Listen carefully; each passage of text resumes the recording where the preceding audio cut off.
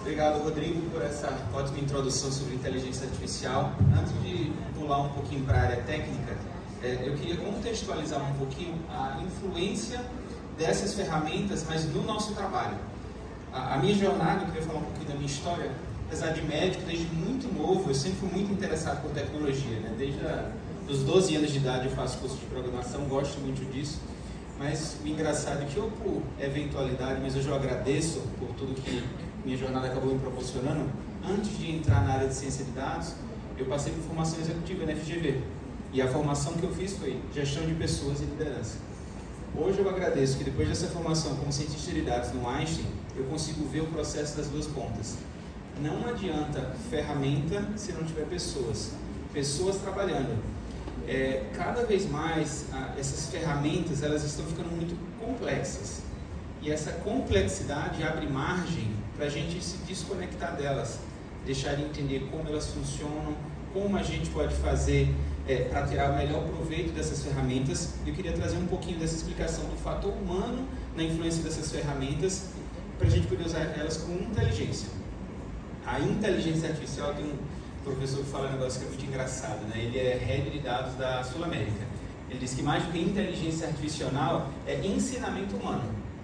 A inteligência não é do computador. Nós damos os dados para elas, treinamos, damos os vieses e o computador faz 10% do trabalho. Eu treino modelos de inteligência artificial, a gente fez no meu TCC lá no Hospital São Francisco para predição de óbito dos pacientes da oncologia. 90% do trabalho é análise. Análise manual, é com gráfico.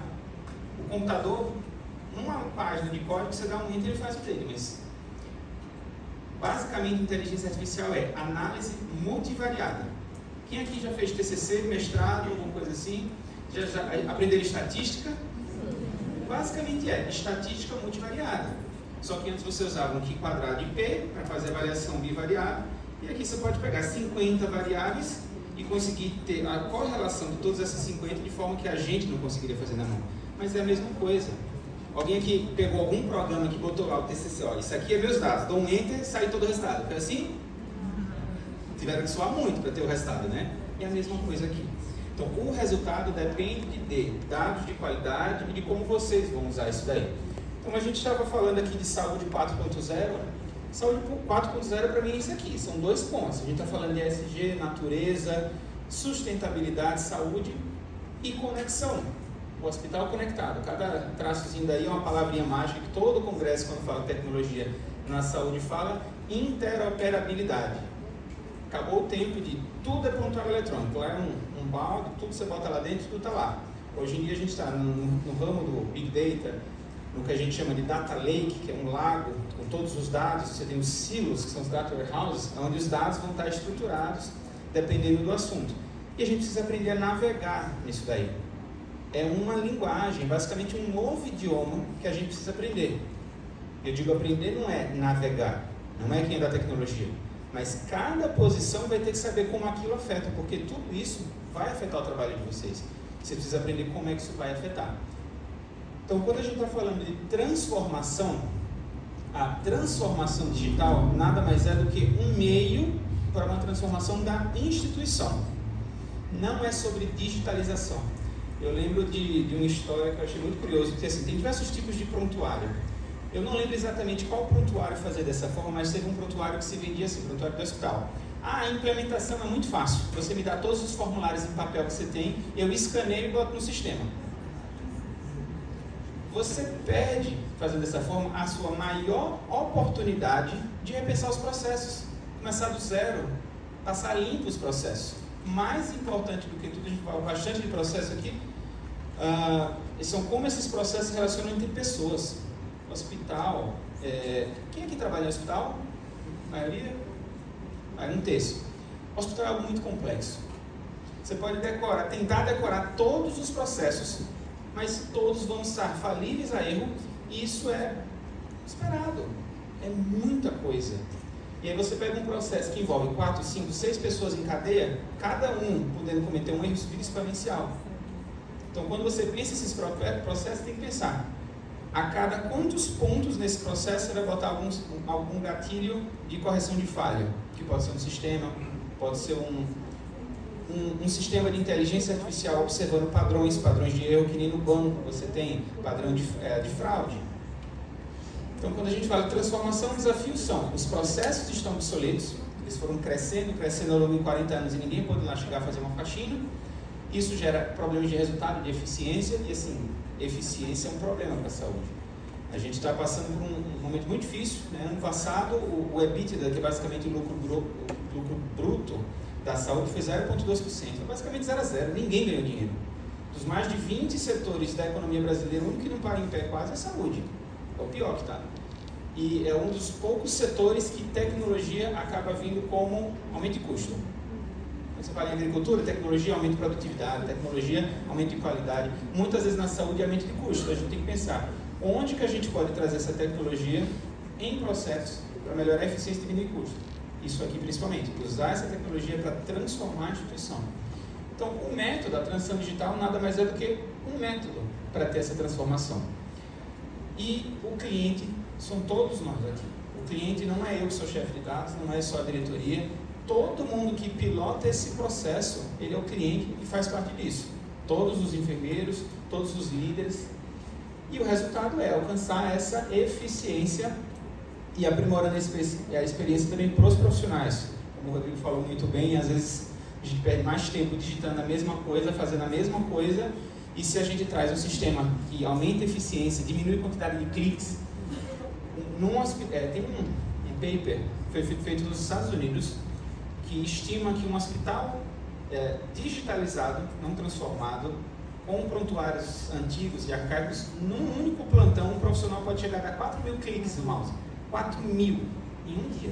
Então a gente tem que pensar como a gente vai ajustar esses processos para facilitar para todo mundo. Senão vai estar todo mundo com ela depois. Que nem bancária. Então a gente está falando da era de dados.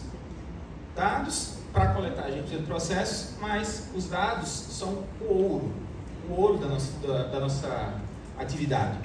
E aí tem essa mensagem do Edon que diz: em Deus eu confio, mas em todos os outros tragam-me dados. Preciso de dados. Então a gente tem que pensar como é que a gente vai gerenciar eles, como vamos processar esses dados, integrar, interoperabilidade, deixar tudo trabalhando junto, para não ter que digitar os exames. Ah, você quer o exame? Já está, já puxa, já... Você não precisa estar aqui redigitando a mesma coisa 3, 4 vezes. Como coletar, esse aqui é o papel importantíssimo de vocês, como coletar esses dados, analisar. E aqui é a Big Data. Para ser Big Data, você tem que ter um volume grande, tem que ter muito veloz. Hoje em dia tem hospitais conectados, um projeto muito legal que eu vi de UTI conectada. Tem camas de UTI que medem 50 parâmetros em tempo real. Você consegue fazer balanço hídrico pelo peso da cama. Está correndo o soro, você está vendo o balanço hídrico, soltou o freio da cama, ele já pinta o alerta lá, o cara soltou o freio. Abriu a grade, o paciente pode cair, você já avisa, abriu a grade, você já vai lá. Um sonho, né? Um sonho. Um dia a gente vai ter por aqui também. Isso aí eu vi numa feira, já tem vários hospitais usando isso.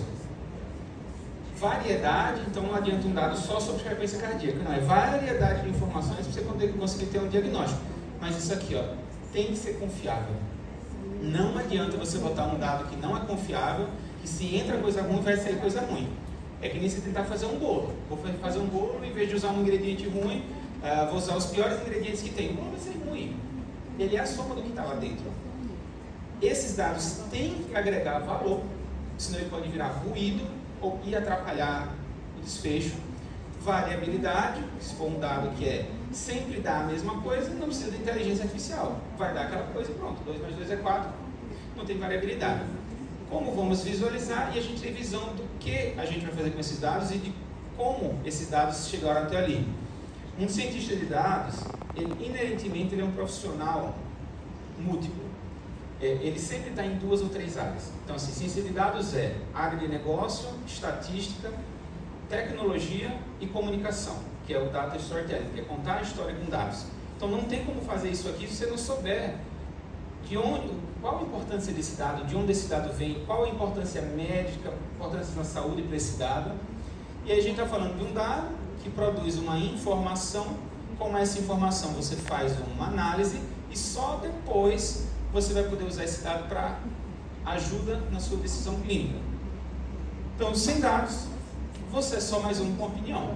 Todo mundo aqui tem uma opinião, mas se você trouxer dados, é fato, está aqui, ó, não é minha opinião.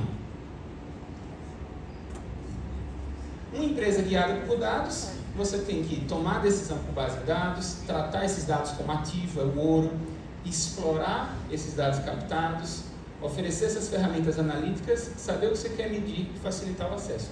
Essa parte aqui é uma das partes que eu mais gosto. Essa cadeia daqui, a grande maioria das empresas ainda não consegue fazer. A gente está falando de dispersão, no máximo 1/4 das empresas conseguem fazer isso aqui, mas esse facilitar o acesso que eu acho legal. O dado, ele tem que ser democrático. Ele tem que chegar nas pessoas certas, nas horas certas e serem muito fáceis de acessar. Eu digo brincando assim, a informação da velocidade do seu carro. Dá para você parar na BR e dizer para o policial assim, você está acima da velocidade. Ah, eu não vi quantos quilômetros eu estava. Ele vai dizer o quê? Você está me chamando de besta, né? É óbvio que você sabe a velocidade do seu carro, porque aquele dado está tão óbvio na sua cara que você não pode dizer.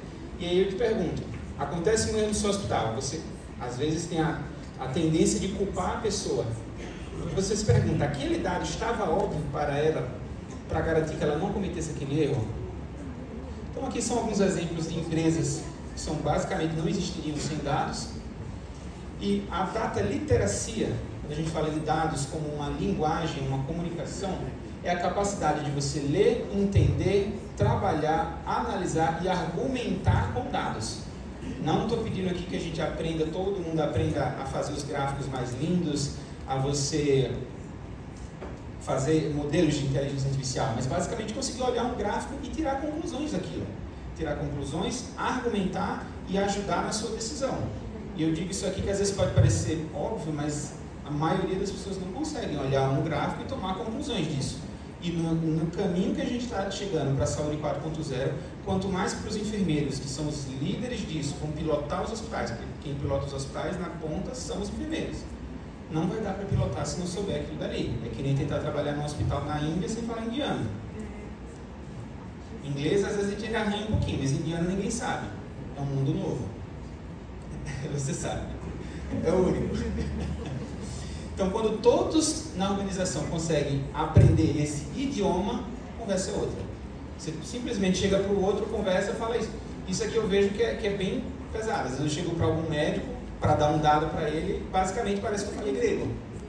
Ele está com uma percepção e ele não consegue mudar aquela percepção, mudar a opinião dele, porque acha que aquilo dali não vale. Engraçado que a gente forma toda a medicina baseada em evidências, hoje tudo é medicina baseada em evidência, mas a gente vai estar caminhando para a medicina de precisão. A medicina de precisão nada mais é do que, em vez de você fazer evidência de uma amostra populacional, 95% das pessoas fazem isso, ok. Medicina de precisão nada mais é do que trazer mais variáveis ainda, variável do indivíduo. Beleza, 95% das pessoas são assim, tá? E se você estiver nos 5%, se você estiver nos 1%, você não está sendo abraçado por isso. E nunca é nos 100%. Então, quando você chega em genética, por exemplo, você traz a genética do indivíduo para aquela avaliação, você está falando de medicina nenhum. De fazer medicina para uma pessoa. Então, essa literacia de dados é entender esse dado, a habilidade de interpretar e compreender de diversas formas, fazer uma análise crítica, inclusive questionando. Às vezes você não consegue explicar, mas você tem aquele pressentimento, aquela vozinha, esse dado não está batendo. Índice de mortalidade do meu setor está em 5%, aí você pensa na sua vivência. Não está batendo. E às vezes é desse pressentimento, que nada mais é o pressentimento, é como se fosse nossa inteligência artificial. São tantas variáveis que te chegaram num diagnóstico que você sente como um pressentimento, mas se você for aprofundando, você vai pensar, é por isso, por causa daquela experiência, por causa daquele dia, quase igual ao raciocínio. Comunicação com dados. Então, comunicar de maneira clara e eficaz, ou verbal, ou escrito, mas falando esses dados. E a tomada de decisão com base nesses dados. Como eu disse, fazer a medicina de precisão, fazer a medicina direcionada para o paciente, tudo isso aqui é sobre salvar vidas. E cada vez mais isso vai estar presente, isso vai estar mais rápido, vai estar em basicamente tudo que a gente faz. Um exemplo aqui de tomada de decisão, às vezes você tem um protocolo. O protocolo diz para trocar a sonda vesical demora a cada 3 dias. Mas os dados daquele paciente disseram que para ele vai ter que ser a cada 2 dias. Isso aqui é uma baseada em dados, porque a estatística fala que ele tem um risco aumentado por causa do exame de sangue dele. Então tudo isso pode impactar a vida da gente. Quando a gente fala de saúde 4.0, a gente está falando dos relógios, agregação de dados, saúde quando necessário, na hora certa, saúde virtual. Isso aqui hoje você está no hospital, não precisa ser só na casa, né? Tem interconsulta. O médico está com uma dúvida no assunto, pode acessar alguma plataforma e conversar direto com um hepatologista. Nem sempre ele precisa estar lá na ponta, mas ele pode agregar em várias pontas da cadeia de valor em saúde. Os portais dos pacientes e a história, a análise da história do paciente. E isso tudo aqui junto é que pode chegar para a inteligência artificial. A inteligência artificial, ela é treinada com base nesses dados. Na inteligência, na verdade, a gente tem duas fases. A fase de treino e a fase de predição. A maioria das inteligências que vocês vão ter contato, na grande maioria dos hospitais que não tem condições de fazer do zero a delas, elas já vão vir treinadas. São as que chamam de ferramentas de prateleira. Dá um exemplo. Uma ferramenta está em 400 hospitais, ele pega esses 400 hospitais, treina um modelo, não com seus dados, ou às vezes indiretamente, traz para esse contexto e os dados que você vai imputar ali, eles vão ser feitos para predizer. Mas, independente se você está usando seus dados para construir do zero ou só para usar na ponta, o dado é importante. Se não vier direito, ele pode até atrapalhar. Porque aí você vai confiar naquilo, você vai tomar uma decisão baseada num dado errado, numa evidência errada, e isso tem um risco muito grande. É um debate que vem se falando sobre as caixas pretas, né? Você compra um modelo de prateleira, você não sabe qual a tecnologia foi usada, de onde veio os dados, qual a confiabilidade. Na minha opinião, todos esses modelos, eu espero que a análise regulatória mude para obrigar que venham esses dados. Então, por exemplo, quando eu treinei meu modelo no Hospital São Francisco para oncologia, a gente não implementou ainda para uso, mas a gente tinha todas as estatísticas. Eu sabia que o resultado ali tinha 95% de acurácia, mas a acurácia é muito bom dizer, acerta 99% das vezes, mas se só morre 1% dos pacientes, errou todos. Qual a métrica você está usando para o valor que você quer agregar? Se o modelo é para predizer quem vai morrer, eu preciso usar o que chama de recall, que é como se fosse o falso negativo. No meu modelo foi 75%. Então, quando você vê a predição, você sabe. Eu tenho 75% de certeza se esse paciente vai morrer ou não. Tem que saber para que você está usando aquilo. Então, quando você fala de inovação, a gente precisa de criatividade também. São dados, tecnologia e a criatividade. Isso aqui é o fator humano, isso aqui é o que você agrega com o que você entende de negócio. Então, você vai com o problema de negócio, depois com o problema de dados, para analisar e só depois chegar nas tecnologias. Se você fizer o contrário, você inverte a pirâmide e a chance de acabar agregando valor, tirando o valor da cadeia é muito alta. Então, quando você fala de governança, a verdadeira governança de dados, não é possível liderar a transformação digital orientada por dados sem essa governança corporativa de dados de ponta a ponta. Então, quando eu falo de ponta a ponta, a governança não é só o que está debatendo na diretoria e na superintendência. Ponta a ponta é todo mundo envolvido na cadeia daquele dado. Principalmente quem está imputando dados, que são vocês. Se o dado não estiver bem imputado, não estiver bem armazenado, não vai servir. Então, a gente vai falar do 5W2H, vou acelerar um pouquinho por causa do tempo. E essa importância de ponta a ponta, né? A imputação que tem que estar correta, a cadeia de valor tem que estar estruturada para fazer essa gestão baseada em dados. Tem que ter exemplos práticos disso aqui, né? Com a entrada de dados, pode levar a diagnósticos equivocados. E só depois disso você vai conseguir ter as soluções para predição e prevenção de incidentes. Então, a inteligência artificial na saúde, com esses dados mal estruturados, pode ter baixa qualidade. E a estratégia dessa melhoria contínua. Não existe implementar um programa desse e acertar de primeiro. É melhoria contínua. É fazer, ver o resultado, refinar. Porque tudo isso aqui, beleza, o modelo tem 75% de acurácia. De recall, perdão, no papel. Vamos deixar no paciente? Por mais que tenha sido treinado com base em 3 anos de dados, em 6.000 pessoas, sim, mas vamos apostar. Esse aqui é 75, né? Agora vamos olhar daqui para frente. Isso aí é refinamento, não tem como. Então, era esse não.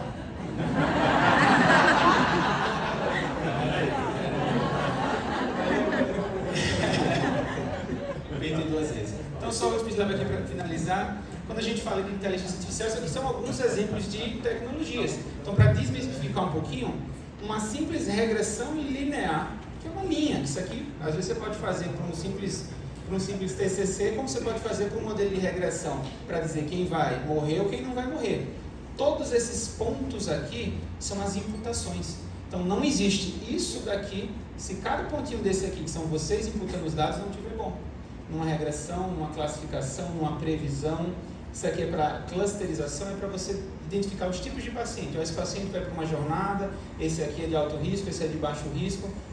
O chat GPT, que são generativos, cada um usa uma tecnologia diferente, mas todos eles são embasados na mesma coisa: dados estruturados, imputados ou por humanos, ou no caso de wearables, que são coletados em tempo real, uma grande amostra. Então, para finalizar, a gente está falando aqui, um ambiente transformado digitalmente não é só um software, é tudo isso aqui, São pessoas interagindo com softwares, interagindo com pessoas. Essa cadeia entremeada tem que ser pensada no todo. Isso aqui são os processos. Isso aqui é a visão que eu tenho de um hospital digital, um hospital realmente transformado para a saúde 4.0. Bom, obrigado.